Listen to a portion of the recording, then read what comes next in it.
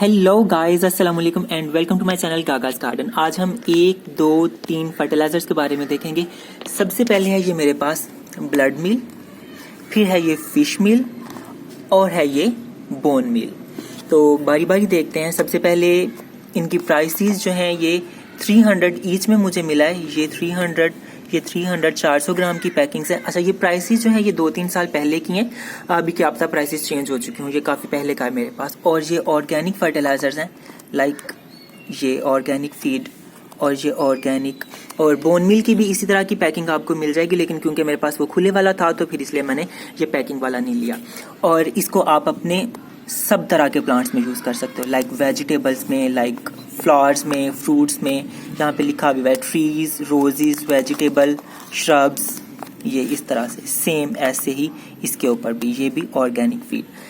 ये ऐसे। अब इस फर्टिलाइजर्स में हमें मिलेगा क्या कुछ इन फर्टिलाइजर्स में? ब्लड मील में जहाँ तक मैंने इसका ये रीड किया था, इसमें मोस्टली आपको नाइट्रोजन मिलेगी। और इस फिश मील में यहाँ पे आपको नाइट्रोजन के साथ साथ फॉस्फोरस भी मिलेगा, ये ऐसे यहाँ पे। और इसमें आपको नाइट्रोजन फॉस्फोरस के साथ साथ कैल्शियम भी मिलेगा। जी हाँ, तो ये कुछ इस तरह से हैं। अभी इन्हें खोलते हैं और देखते हैं कि ये अंदर से कैसे हैं। और ये हो गया मेरे साथ धोखा। ब्लड मील के पैकिंग में निकला है बोन मील, और इस फिश मील में आई डोंट नो ये वाकई में फिश मील है कि नहीं, क्योंकि अब अगर ब्लड मील में से बोन मील निकल सकता है तो फिश मील में से कुछ और भी निकल सकता है। स्काई सीड वालों, आपको अल्लाह ही पूछे। अच्छा, अभी नहीं देखते हैं कि ये किस किस्म के हैं। बोन मील का तो मुझे पता ही है किस किस्म का है। ये ऐसा होता है बोन मील। ये मेरा पहले वाला बोन मील है, आप इसके साथ इसे कंपेयर कर सकते हो। ये मेरे पास जो पहले वाला था वो थोड़ा बारीक है और ये वाला थोड़ा मोटा मोटा सा है।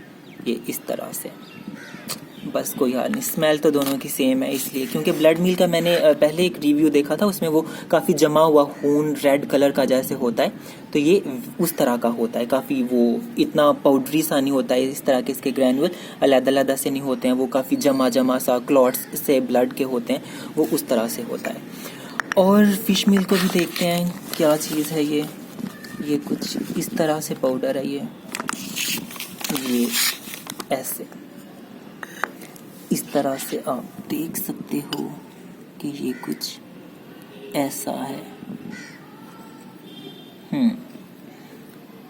लग नहीं रहा कि वैसे ये फिश मील होगा, तो चलें जो भी कुछ होगा, फर्टिलाइज़र तो होगा ही, तो डाल देते हैं बस जो भी होगा। तो ये इस तरह से था। अच्छा, तो अभी ये जो है इनकी न्यूट्रिएंट्स वैल्यूज़ का बात कर ली जाए तो अब ब्लड मिल की तो बात नहीं करेंगे, क्योंकि ब्लड मिल तो हमारा निकला भी नहीं है। इसमें मोस्टली जो ये बोन मिल दिया जाता है, ये फॉस्फोरस के लिए दिया जाता है। फॉस्फोरस आपके रूट्स के लिए, आपके लीव्स के लिए, फ्लावर्स, फ्रूट्स के लिए बहुत हेल्दी होता है। और बाद में नाइट्रोजन तो वेजिटेटिव ग्रोथ के लिए होता ही है। उसके साथ आपकी फोलिएज ज़्यादा होगी, प्लांट की ग्रोथ अच्छी होगी, और इसके साथ आपके फ्लावर्स और फ्रूट्स अच्छे होंगे बोन मील के साथ। तो ये ऐसे। अब आप इसको यूज़ किस तरह से कर सकते हो? यूज़ देखने से पहले थोड़ा कंपैरिजन मैं इनका दिखा दूं। ये इस तरह से, ये सबसे बारीक वाला जो मेरे पास था पहले से, ये इस तरह से। और ये जो मेरा पैकेट में से निकला है, ये इस तरह से कुछ इसके पीसेस हैं। और एक मेरे पास ये बहुत मोटे वाला भी है, ये इसके काफ़ी मोटे मोटे से चंक्स हैं, ये ऐसे। और इसमें तो एक ये बहुत बड़ा भी हड्डी का पीस है, ये ऐसे। अच्छा, तो ये फर्टिलाइजर्स बनते कैसे हैं? ये जो है ये जानवरों की हड्डियों को उन्होंने पीसा होता है, ये इस तरह से। और ब्लड मील का तो जैसे मैंने पहले बताया कि वो जो खून को उन्होंने थोड़ा ड्राई किया होता है, थोड़ा जमाया होता है, मतलब कि वो रख दो तो खून तो वैसे भी जम जाता है, तो ये वो वाला खून ही होता है। और ये जो फिश मील है, इसको उन्होंने कैसे बनाया होता है कि जब मछली को साफ करते हैं खाने के लिए, जब उसको किया जाता है साफ, तो उसकी वो जो दुम वाला हिस्सा और उसके मुंह वाला हिस्सा जो उतार देते हैं, या उसके ऊपर से भी जो स्केल्स उतारे जाते हैं, या उसके अंदर से जो उसकी निकलती हैं, जो भी उसका सिस्टम अंदर से निकलता है, वो सारी चीज़ों को किसी तरह से वो ड्राई करके और बाद में उन्हें ग्राइंड करके, तो इस तरह से पाउडर, पता नहीं अब इसी तरह का पाउडर बनता है कि नहीं बनता, आई डोंट नो ये क्या चीज़ है, लेकिन इसी तरह से वो उन्हें कर लिया जाता है। तो ये फर्टिलाइजर्स उस तरह से बनते हैं। अगर आप बाय नहीं करना चाह रहे हो तो हड्डियों को तो हैरा से पीसना बहुत मुश्किल होता है, लेकिन ब्लड मील आप कभी आपके घर में कुछ ऐसा हो कुर्बानी वगैरह के लिए, या मछली तो है घरों में आती ही है, तो वो मछली को साफ़ करने के बाद, खैर अब तो दुकानों से ही साफ़ करके ही लेके आते हैं, लेकिन अगर दुकानों वालों से भी कुछ उनका वो उस तरह का ले लिया जाए, उसको थोड़ा बॉयल करके, और वो वाला पानी भी हम अपने प्लांट्स में डाल सकते हैं,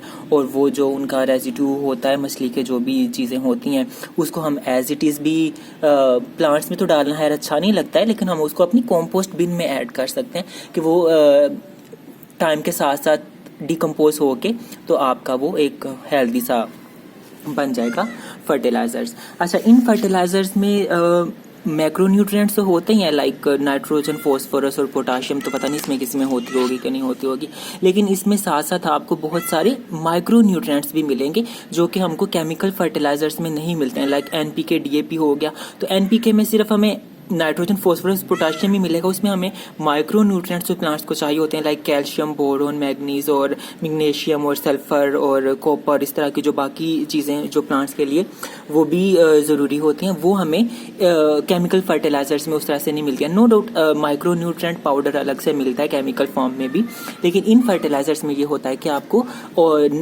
मैक्रो न्यूट्रिएंट्स के साथ साथ बहुत सारे माइक्रो न्यूट्रिएंट्स भी मिल रहे हैं। एज इट इज़ हमें उसकी क्वांटिटी का, रेशो का तो नहीं पता चल रहा होता है, लेकिन ऑर्गेनिक फर्टिलाइजर्स में ऐसी चीज़ें ज़रा होती हैं।